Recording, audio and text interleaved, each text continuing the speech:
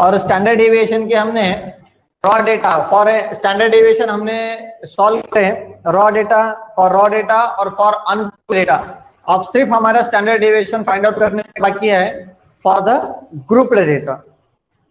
Group data रहने के बाद में मैं स्टैंडर्ड डेविएशन किस तरीके से सॉल्व करूंगा ये मुझे पता होना चाहिए। तो आप देखिए बच्चों हम किस तरीके से इसको सॉल्व करेंगे। ठीक है, अनग्रुप्ड डेटा और ग्रुप्ड डेटा ये दोनों के लिए भी स्टैंडर्ड डेविएशन फाइंड आउट करने के लिए दोनों में से कौन सा भी डेटा रहता है और स्टैंडर्ड डेविएशन फाइंड आउट करने का है तो मेरे पास में एक ही फॉर्मूला है, ESD is equals to in root of summation of fi in bracket xi minus x bar whole square divided by summation of fi। बराबर है? यस और नो?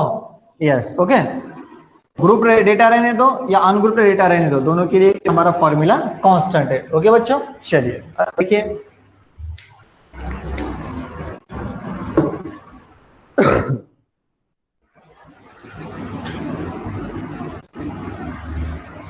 अब हम ग्रुप डेटा का एक प्रॉब्लम देखेंगे। अभी आप सबने ध्यान देना है अच्छे तरीके से। ओके, चलिए देखिए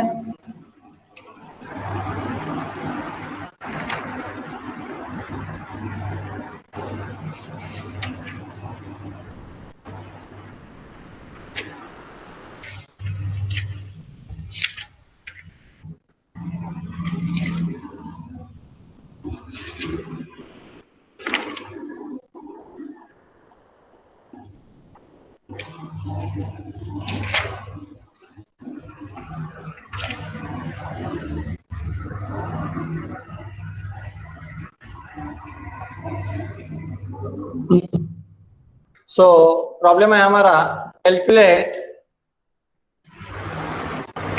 द मीन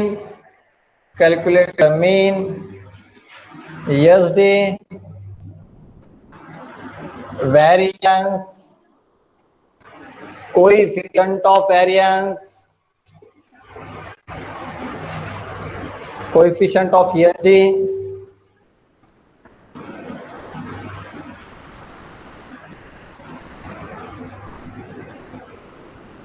वेरिएशन या variance, no problem, for the following data. जो हमारा डेटा है उस हिसाब से हमें ये पूरे टर्म्स फाइंड आउट करना है। एक्सपेंडिचर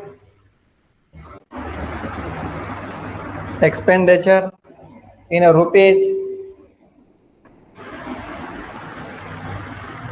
फॉर फ्रीक्वेंसी,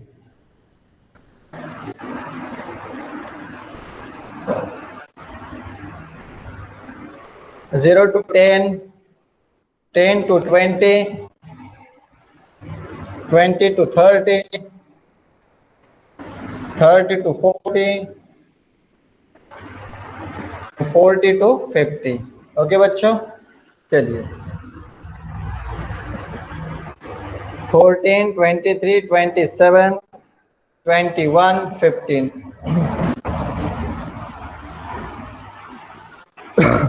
अभी देखिए हम क्या करेंगे यहाँ पे। अभी बच्चों हमें क्या क्या फाइंड आउट करने के लिए कहा गया है? Mean, standard deviation, variance, coefficient of standard deviation, coefficient of variation for the following data.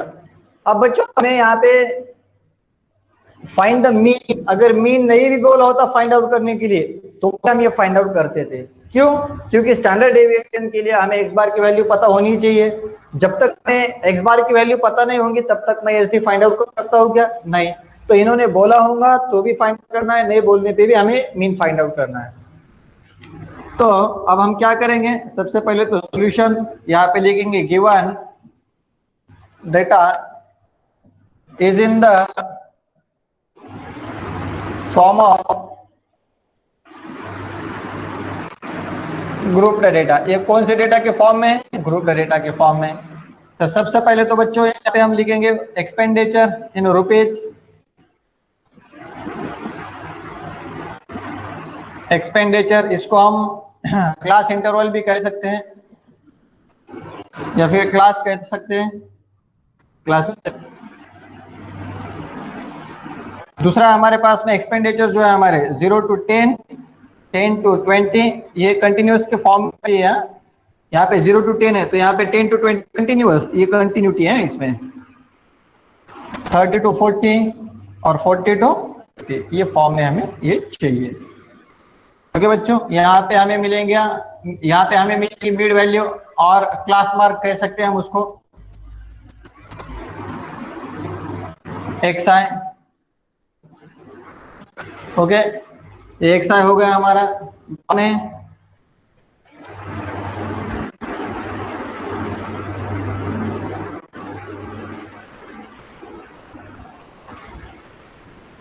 X आई, उसके बाद फ्रीक्वेंसी एफ आई, बाद में F I into X I, then X I minus X bar, next is X I minus X bar whole square, then after F I into X I minus X bar whole square.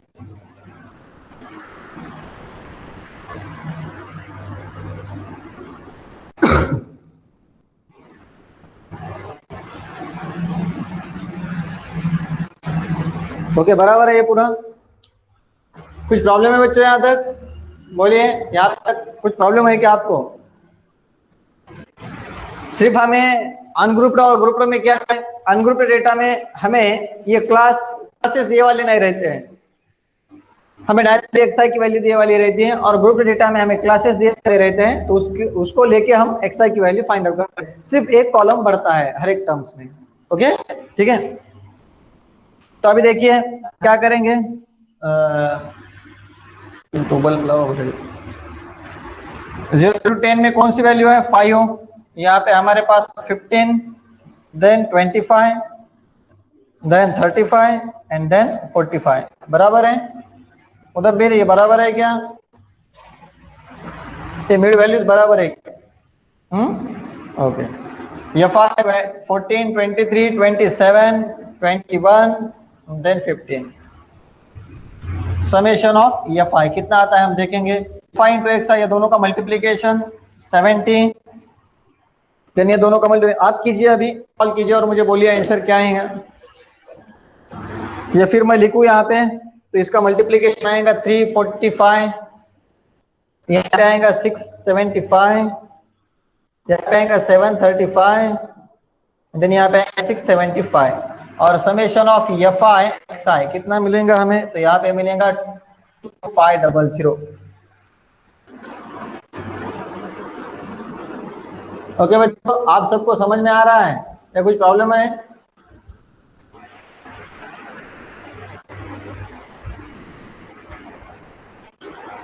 Okay, चलिए। हाँ, अभी x बार तो हमारे पास में है नहीं ना, तो हम उसको क्या करेंगे, फाइंड आउट करके लेंगे पहले। तो देखिए, अभी मीन फाइंड आउट करना है हमें एक नंबर के लिए, तो हमें कहाँ है कि मीन फाइंड आउट कर दो। तो mean X bar is equal to summation of F I X I divided by N, या फिर इसको एन नहीं लिखेंगे हम, समेशन ऑफ एफ आई लिखेंगे। Summation of F I X I 2500, और समेशन ऑफ एफ आई कितना मिलता है मुदब्बिर? एफ आई कितना मिलता है समेशन? इसका मिलेगा 100, सो 100, तो इसको हम कैलकुलेट करते हैं तो इसका आंसर आता है 25, ये हमें मिल गया एक्स बार। अब हमें सेकंड नंबर पे फाइंड आउट करना है एसडी, एसडी के लिए टर्म्स फाइंड आउट करना है। तो अभी कीजिए बच्चों, आप कर सकते हैं या नहीं कर सकते हैं? चलिए करिए।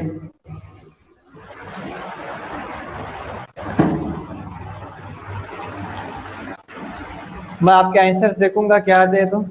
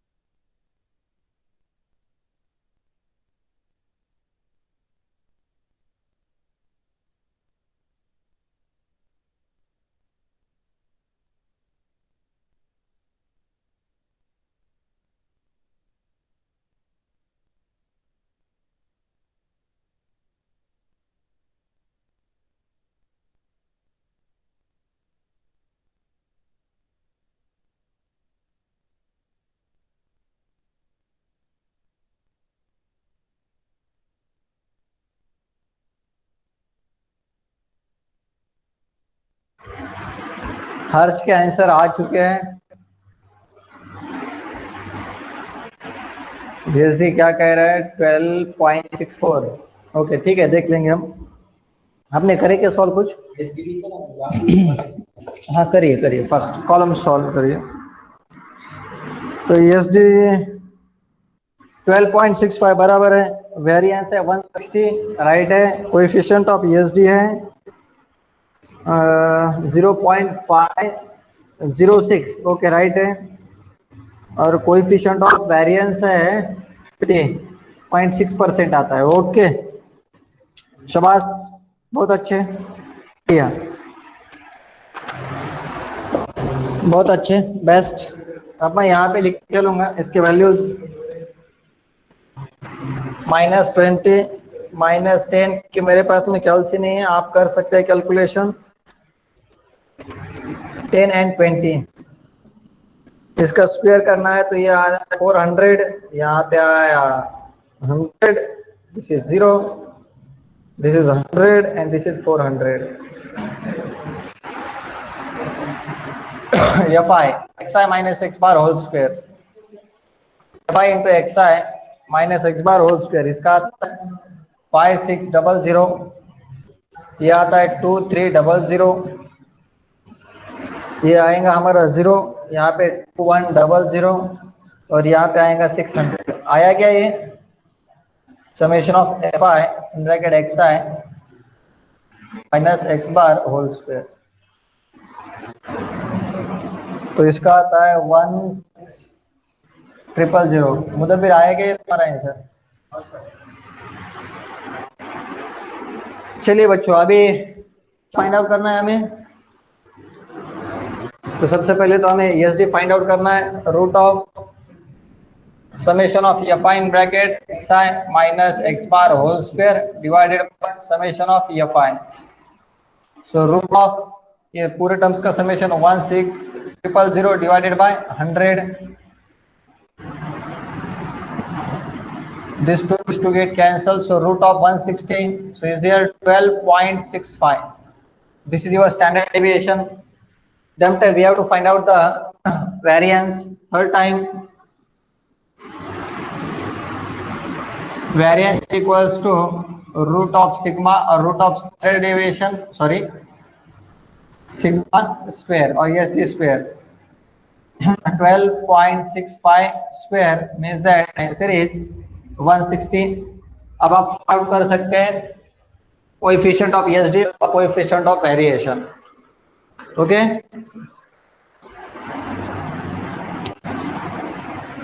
राइट है योगेश, हर्ष और गीते, आप सभी का बराबर है, कोई प्रॉब्लम नहीं है उसमें, आप कर सकते हैं। वो हो गया, ओके बहुत अच्छे। पूरे 4 भी टर्म्स आ गए क्या हमारे? सभी निकाल दिया आपने? मीन निकाल दिया, स्टैंडर्ड डेविएशन, वेरिएंस, हाँ, कोएफिशिएंट ऑफ ESD कितना लिखा? कोएफिशिएंट ऑफ स्टैंडर्ड डेविएशन कितना, तो वो निकालिए ना। और कोएफिशिएंट ऑफ वेरिएशन वो भी निकालना है, और 2 चीजें बाकी आपने निकालने की, निकाल लीजिए वो।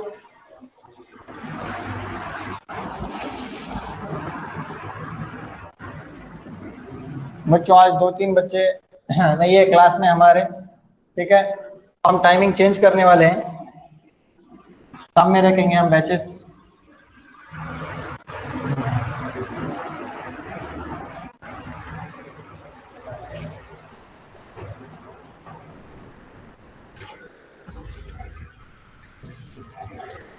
तो यहाँ पे 4th वन, हाँ ये 3rd वन हो गया, 4th one coefficient of ESD क्या है formula? Sigma bye x bar.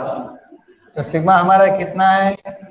12.65 divided by x बार कितना है? 25, तो आंसर आएगा 0.506। और 5th नंबर पे है कोएफिशिएंट ऑफ वेरिएशन और variance, sigma bye x bar multiply by 100। तो यहाँ पे इसका आंसर तो मिला है 0.506 multiply by 100, So the answer is 50.6. That's all. Okay, ठीक है बच्चों।